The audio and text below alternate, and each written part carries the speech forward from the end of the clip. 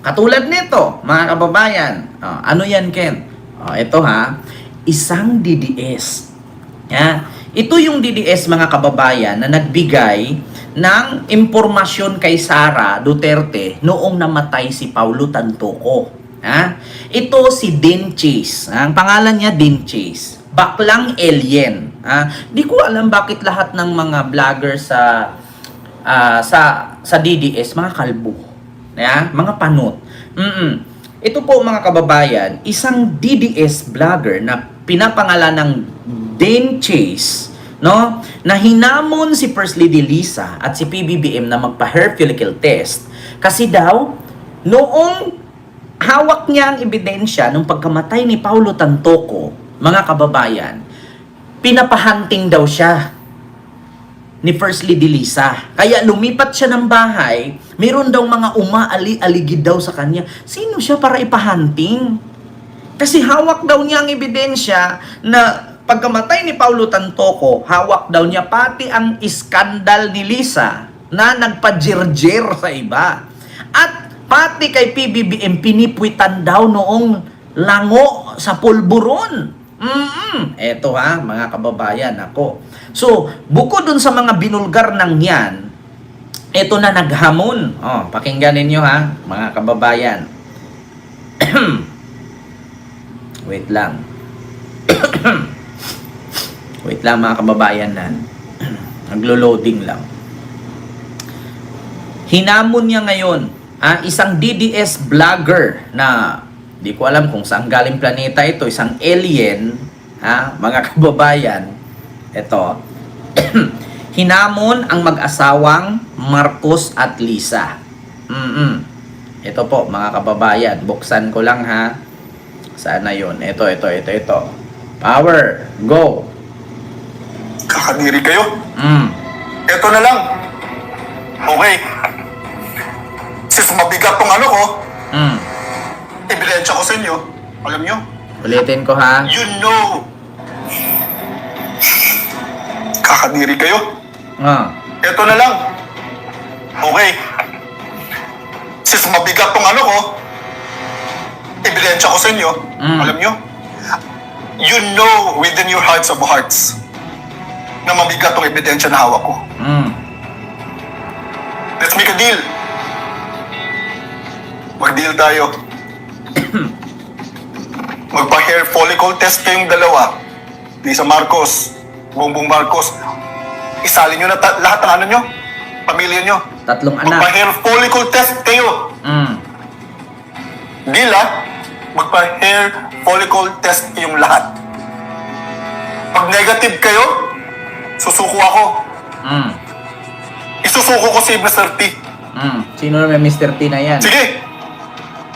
Kahit ipapatay nyo pa ako. Pag mag-negative kayo, uuwi ako sa Pilipinas. Ibibigay ko lahat ng mga files na meron ako. Beverly Hills files, ang bimbangan video nyo at audio. Ibibigay ko lahat. Tapos susuko ako. Pero pag nag-positive kayo, hayaan nyo na mga Pilipino ang humusga sa inyo. Wow. Maghihintay ako.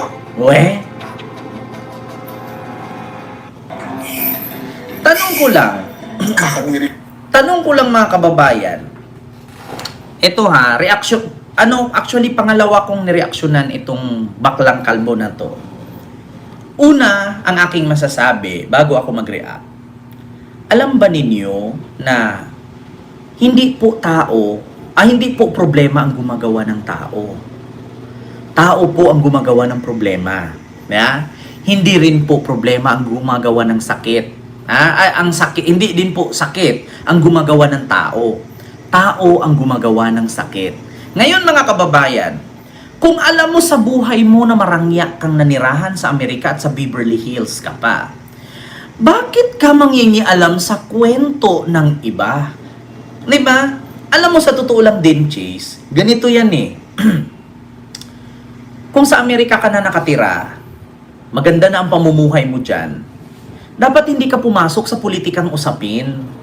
Tapos ngayon, Kung ang mga binibitawan mong salita dyan ay hindi mo mapatutuhanan, tapos ipahunting ka or kasuhan ka at ipadampot ka, magngangal-ngal ka ngayon at magpapaawa-awa ka sa social media. 'Di ba?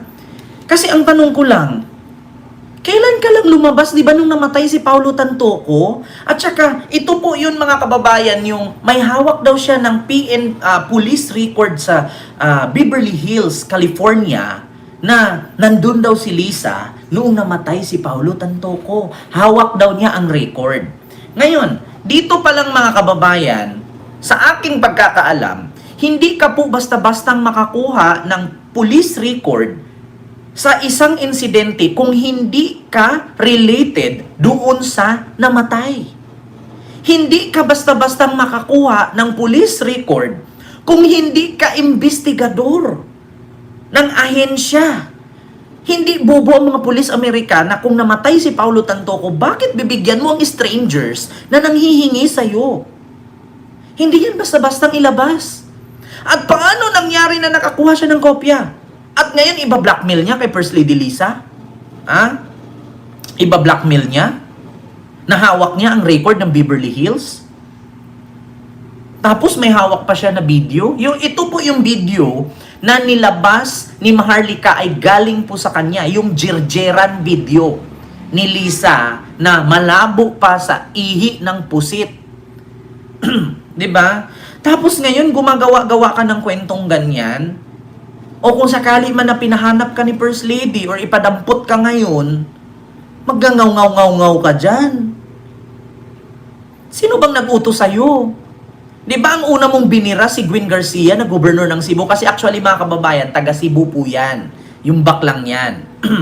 So ngayon mga kababayan, di ko maisip na halos ang tagal-tagal na ng Paulo Tantoco issue na yan, hindi niya matigil-tigil. Dapat isa ito sa kasuhan ng pamilya ni Paulo Tantoco eh. Kasi bakit hindi niya tinatantanan si Paulo Tantoco?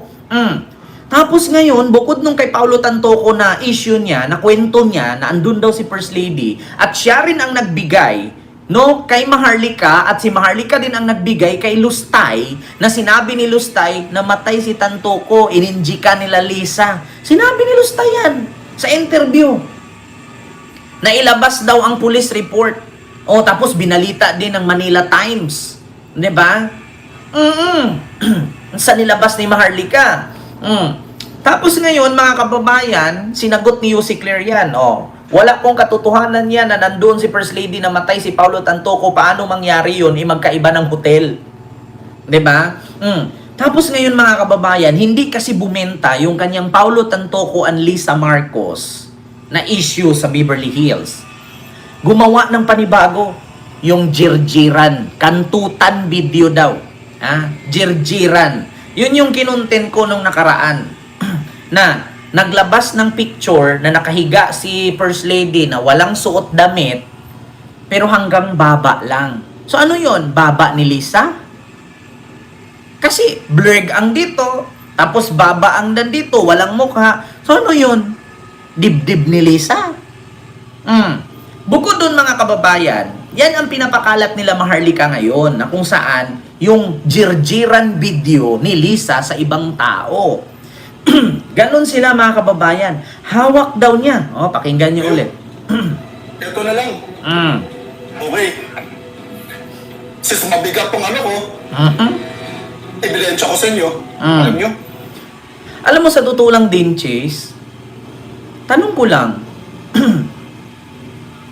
anong nakain mo at pumasok ka sa ganyan? Tapos ngayon, pagbalikan ka ngayon ni First Lady at saka ni BBM, alam mo namang presidente yan, powerful yan sa buong Pilipinas. Pag binalikan ka niyan, ngayon, feeling biktima ka na. Kasi isa lang tanong ko, bakit ka pumasok sa ganyang issue na wala ka namang connection? Diba? Tapos ngayon, lumipat daw siya ng bahay. May nag-aaligi daw at tinanong daw kung saan lumipat. Malamang sa malamang kung ako kay Lisa, ipapahanap talaga kita kasi naninira ka eh. Diba? Pag ikaw nadampot ng FBI, sana ilabas mo lahat ng ebidensya na hawak mo. Hello po, Ma'am Imelda Tano. Ayan, ng Vienna, Austria. Di ba? Continue. Ayun o. You know within your hearts of hearts No, you know hearts of hearts na daw. mabigat tong ebidensya na hawak ko. Mhm. Let's make a deal. Mm. Mag-deal tayo. Oh, may deal. Sino ka? Magpa-hair follicle test kayong dalawa. Mhm. Lisa Marcos, Mhm. Bongbong Marcos. Isali nyo na lahat ng ano nyo, pamilya nyo. Magpa-hair follicle test kayo. Sino ka para mag-demand? Yan ang tanong eh. Sino ka para mag-demand? Alam nyo, sa totoo lang, ako po'y nananawagan sa DICT, sa NBI, sa CIDJ. Sana po, hanapin nyo po ito. Nasa Amerika po nakabase ito. At imposibleng hindi nyo po malalaman ang totoong pangalan nito. Alam ko naman po na may record ito sa immigration. At alam ko na may record po ito sa DFA. Kasi may passport ito, Philippine passport. Imposible naman na hindi matitrace. Ngayon pag na-trace, damputin ninyo, iharap nyo kay PBBM at ilabas niya lahat ng ebidensya. At saka advice ko sa'yo din, Chase, ganito lang yan eh. Marami pong abogado ang mga DDS. At hindi naman namin maitanggi na hindi ka DDS. Nakipagkita ka nga kila Maharlika. Diba? Oh. So ngayon, bakit hindi mo subukan lumapit sa mga abogadong DDS at ilabas mo yung ebidensya na yan? Kasi alam nyo, mga kababayan, ano po yan eh, may tawag po dyan mga kababayan na kung sakali man na nakita mong naggaganon si BBM at si Lisa, di ba? Or kung nakita mo na may kabastusan katulad kay Laila de Lima, may tawag dyan mga kababayan. Ano bang tawag niyan pag ikaw ay politician or government employee tapos may ginawa kang ganyan na karahasan, may ginawa kang ganyan na iskandalo, may tawag dyan eh. May tawag dyan mga kababayan. Anong tawag ng ganyan na batas para sa mga politiko na ganyan-ganyan? Pag may ginawa kang kababuyan, yeah? Mga kababayan, hindi, may tawag na batas dyan. May tawag na batas dyan mga kababayan. Nakalimutan ko.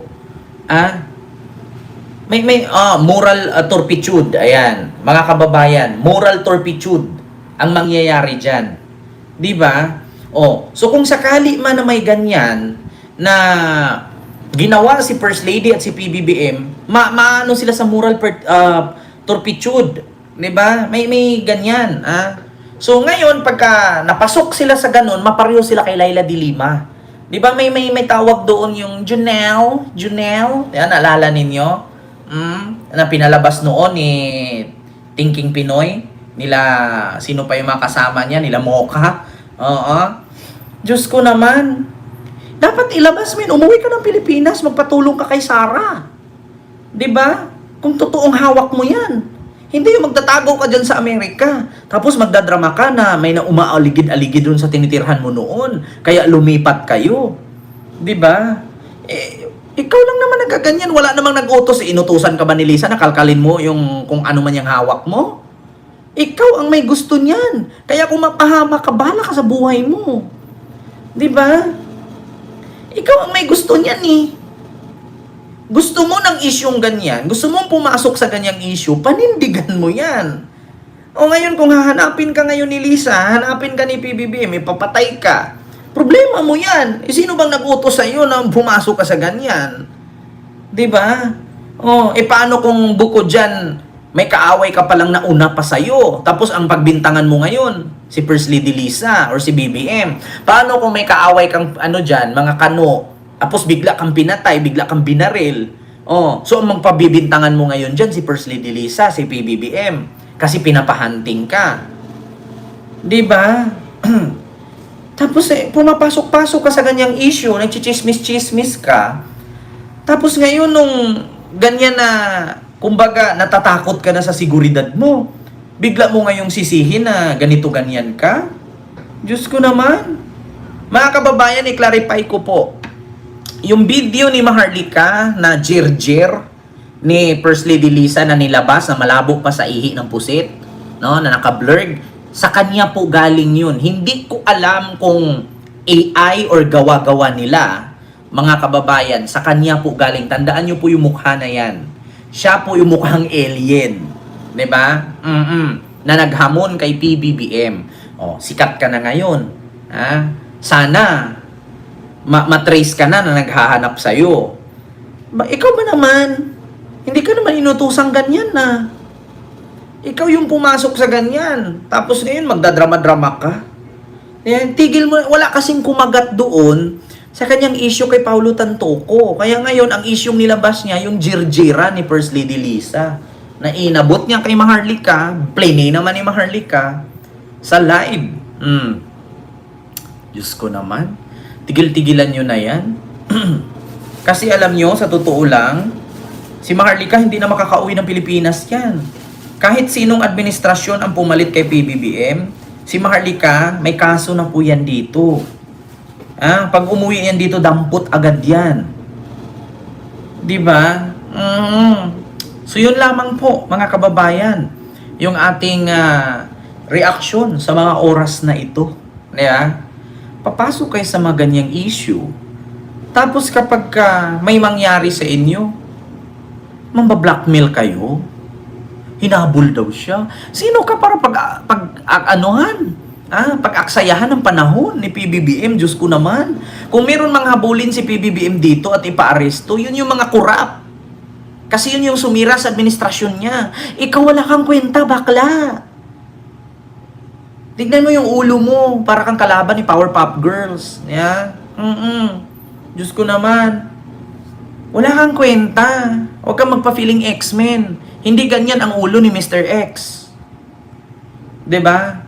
Ang totoong hitsura mo, hindi ka X-Men. Ikaw yung kalaban ng Powerpuff Girls. 'Di ba? Bakit halos lahat na lang ng mga bobo nasa DDS? Puro kalbo. 'Di ba? Siguro ito, pinsan to ni Banat Bay. Kalbo rin eh. 'Di ba? So yun lang, mga kababayan. Maraming salamat po, no, sa inyong lahat.